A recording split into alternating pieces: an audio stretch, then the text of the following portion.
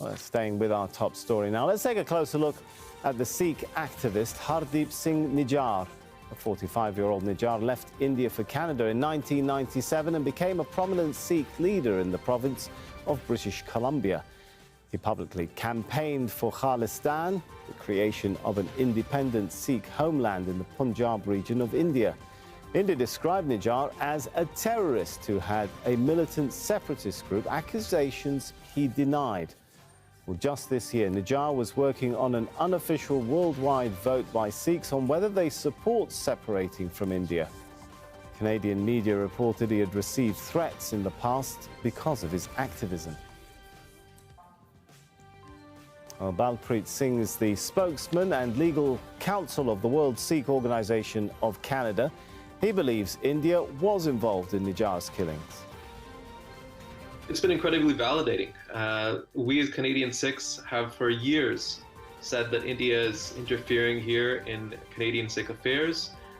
We had identified strong fears that Mr. Nijjar was the target of an Indian assassination plot. And to have the Prime Minister get up and say that today, that's confirming those concerns, and it's, like I said, very validating. Hardeep Singh Nijjar was the president of one of the largest Sikh gurdwaras in Canada.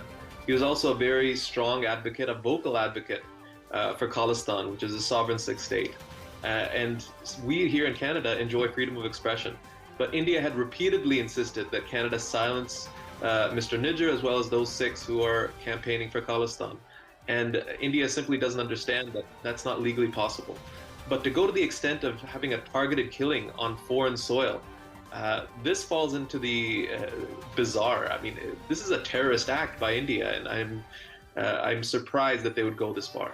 To be honest, what I am concerned about is India using this moment in time to create tensions, to once again use its tentacles here in Canada to create moments of violence, create conflict, and that's not beyond what they've already been doing. So Sikhs, Hindus, Muslims, we all live here peacefully.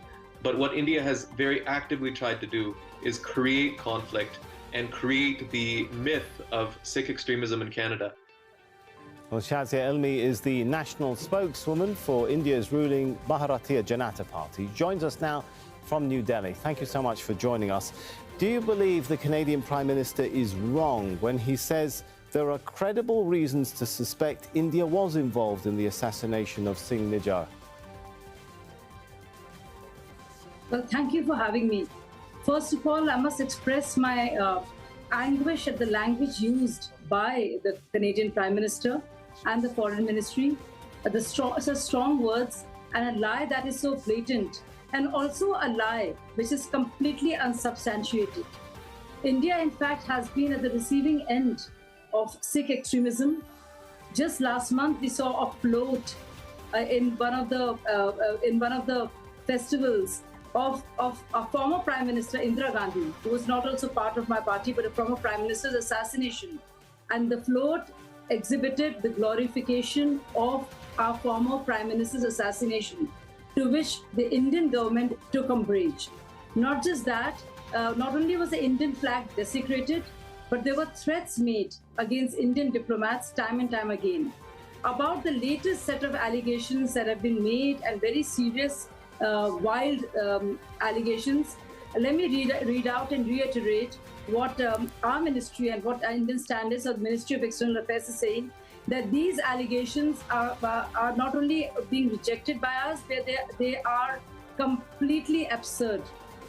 Targeted killing in a foreign land, whereas we have been suffering the interference of Canada and its diplomats in our matters, because the Khalistan supporters actually are seeking secession of India, breaking down of Indian territory. So we stand for our sovereignty and our integrity. Okay, but the fact of the matter is that such a strong... Yeah, if you let me jump in. So yes. Canadian officials are complaining that India is not cooperating with the investigation. Why not cooperate with the Canadians if the Indian government has nothing to hide? Well, that is the Canadian charge. That is a charge by the Canadian government. The fact of the matter is, and our Foreign Minister, Jaishankar ji, has spelled it out many times earlier, that this is in fact the worst kind of vote bank politics that Justin Trudeau's government is indulging in. There was the killing of this gentleman, and it was very well known that it was a gang war. It has nothing to do with Indian diplomats, Indian agencies, and it has nothing to do with Indian government whatsoever. Yet these serious charges are being made, and at that level of the Prime Minister. I think it's extremely unfortunate. Indian government is completely, cooperating in the investigation, and I really think the Canadian government should do more in controlling extremism on their soil and anti-India activities where Indian diplomats are threatened. There are placards displayed where bounties on their names are given, and when the Indian flag is desecrated, even from the High Commission itself. I think these are very serious matters. Sure, you've made that point. Let me put to you, if I may, let me put to you, when you speak to complete commitment to rule of law. Right. Okay. When you speak to Sikh activists, though, this is what they point out. We've not only had the killing of Singh Nijjar in June, we've had the killing of several prominent Sikh figures and other minority figures, such as Paramjit Singh Panjwal, shot dead in Pakistan, May the 6th. He was the chief of the Khalistan Commando Force. Rapudaman Singh Malik, who was accused by India of involvement in a 1985 bombing, shot dead in Surrey in July 2022. The killing of Sayyid Khalid Raza, a Badr commander, shot dead in Karachi, February 27th, 2023. And the list goes on. Bashir Ahmed Don't you find Peer. it hilarious? What do you say to those? Yes. That's their narrative. They say, yeah, I want to. There's a number of people who are considered either terrorists or enemies or threats to India who have been killed in the last year and a half. I heard you the first time, yes. So do you attribute all these killings or deaths to India and Indian agencies? I mean, isn't it hilarious? Whether it's a killing in Karachi or somewhere else in Pakistan, you want to blame the Indian government for the same? No, this is not my position. This is let's be absolutely clear. This is the accusation posted by activists. 25. Can I just finish what I was saying? March 22, 25-year-old Harminder Kaur from India was attacked. 21-year-old Indian student Karthik Vasudev attacked, shot dead in Toronto. A statue of Mahatma Gandhi at a Vishnu temple desecrated.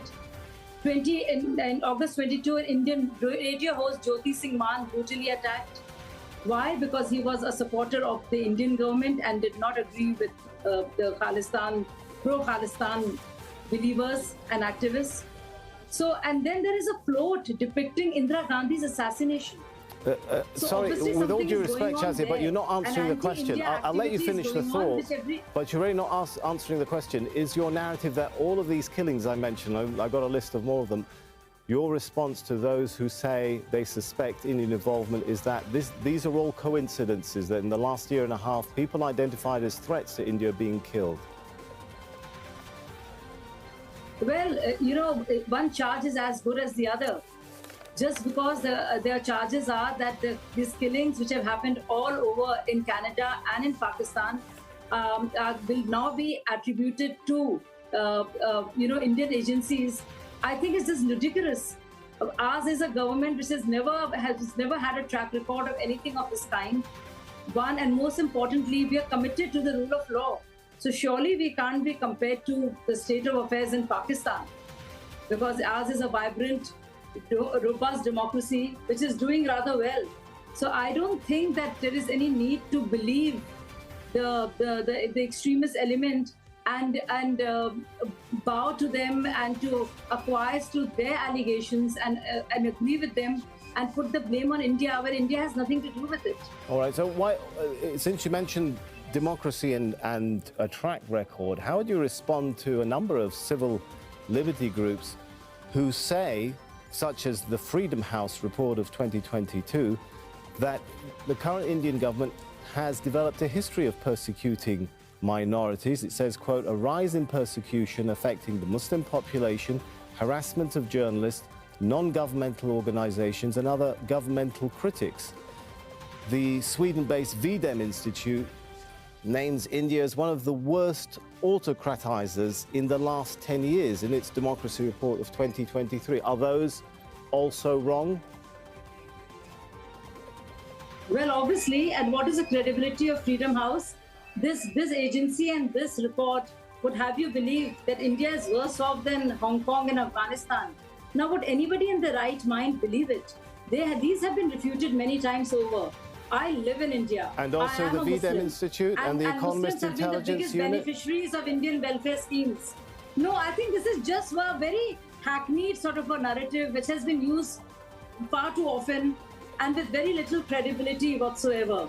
So I think we could do better than that instead of dragging India into something that India is not guilty of, to put it and heap all these insults on India, knowing very well that none of them are true. So just briefly then, why do you think the Canadians are going after India then? One NGO believes that this is happening in India. Does it actually make it true? So I think it's a lot of bunkum that I've heard on your show this time. Okay. I'm sorry to say that, and the Indian government strongly No, you have your right to your opinion, but why do you think the Canadian government... blatant lie. We've never Shazia, if I could jump in. Okay, you made your point. The past ever. Why do you think then the Canadians are also saying there's credible evidence? If there is no credible evidence to suspect India, are they also lacking credibility and a bunch of uncredible NGOs as well? Well, they can produce the evidence. I think it's out in the public domain to see as to how the Canadian government will provide the evidence linking the killing of this gentleman with that of Indian government or any of the Indian agencies or whatsoever. It is totally up to them to prove this. But I think it is totally uncorroborated. It's a blatant lie, and it is rather absurd to say the very least. Okay. And it's very shocking that this language has been used, and the Canadian Prime Minister should fall victim to this kind of vote bank politics and compulsion of vote bank politics in his own country to this extent. It is rather shameful, I say.